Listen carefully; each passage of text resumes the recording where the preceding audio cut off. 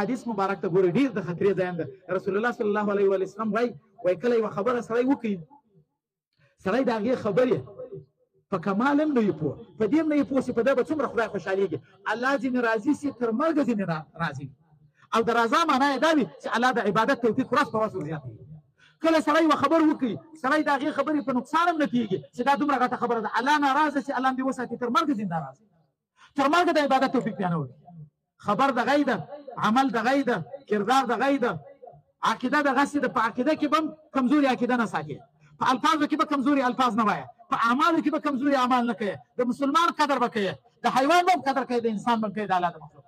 ولې څه معلومه ده چې الله تعالی په یوه وړه ګناه ناراضه چې خدای ناکرده تر مرګه ناراضه. که چا د هرې کتابي مسله دا ده چې هره نیکي که وړه وه که غټه وسي کولی دا سړی کمالداره، دا معلومه نه ده چې الله په کومه ورځ کېږي. کله هرې ګناه ځان ساتئ بیا دا سړی کمالداره ده. داسې نه چې نیمې ګناوې کوي نیمې پرېږدي.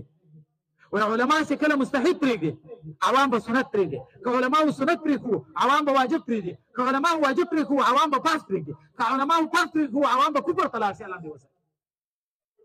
سړی به دا کوشش کوي له ځانه سره به دا احتیاط کوي. نو دومه درجه دا ده، له ما خو خبره اوږده سي، خپله موضوع راڅخه پاته سي. زما دومه توصیه د خپلو ملګریو ته دا ده چې دا دې د خپل استادانو قدر کوي. چیرې چې استاد تېر شوی ده هغه دې د ځان دپاره قدر کوي. په قسم درته وایم که تاسو د استادانو قدر کوئ که ټول عمر ناکام شي.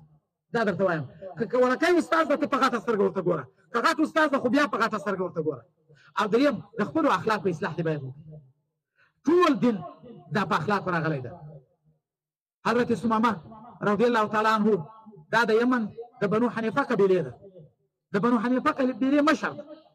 مخکینی د صحابه سره جنګونه هم راغلي دي. صحابه کرام یې والې وتلي دي په یوه ګشت باندې، چیرې اراده لري قدرتي په ده باندې پېښ شو، دی عمرې ته روان په ده پېښ شو. د جاهلیت په وخت کې خلکو په کفر کې به عمرې کولې، حجونه یې هم کول. نو دا یې تکیه کوي راوستی مدینې منورې ته او د خرما په ونه پرې وتړی. یو بندي ته راوستی څه یې پېژني. پیغمبر علیه السلام چې کله مسجد نبوي ته راغی چې ویلې دی ثمامه ابن اثال بنو حنیفه قبیلې د یمن مصر ده، دا راغلی دی په ونه پورې تړلی. صحابه ورته وویل چې دا خو ثمامه ابن اثال دا خو د بسته بنو حنیفه قبیلې سردار ده. بیا راغی ده ته ورته مخاطب صحیح تاسې اوس د اخلاقو ته ګورئ. بیا رسول الله صلی الله علیه وسلم ورته وایي ثمامه اول یې د مړۍ د انتظام غم ورته وکړئ. مړۍ چې هغه د هغه وخت کم ضروري شی و مړۍ یې ورکړه. د هغه نه بعد ورته وایي اوس دې څنګه خوښه ده له تا سره چې څنګه سلوک وکړو. تا خو صحابه ورته هم ضرر رسولی ده، په کفر کې هم کلک ولاړ یې.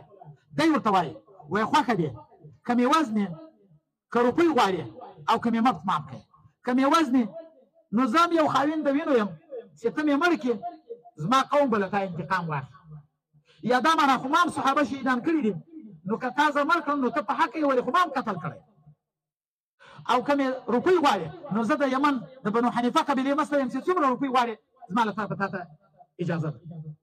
او که مې مفت معاف کړې نو ټول عمر به دې شکرګزار یم خو ایمان نه راوړه. رسول الله صلی الله علیه وسلم صحابه ورته ویل پرېږدي. شپه تېره شوه، سبا بیا ورته راغی، بیا یې دا درې جواب ورکړه. بله ورځ بیا ورته راغی، بیا یې درې جوابه درکړه. هغه دربار کتاب لیکلي دي وایي د رسول الله دی دربار و چې څوک نامحرم نه سای ځینې تلای په برخه به تی هغه دربار اعلان وکړي. رسول الله صلی خوښ مفت اعلان خلاص کړي. صحابه ورته ویل خلاص کړي. ثمامه رضی الله تعالی عنه تر دا وخت خو ایمان نه دی راوړی چې کله د رسول الله کرامت او شرافت او اخلاق ولیدو چې ما صحابه شهیدان کړي دي او نن زه مفت ګرځم.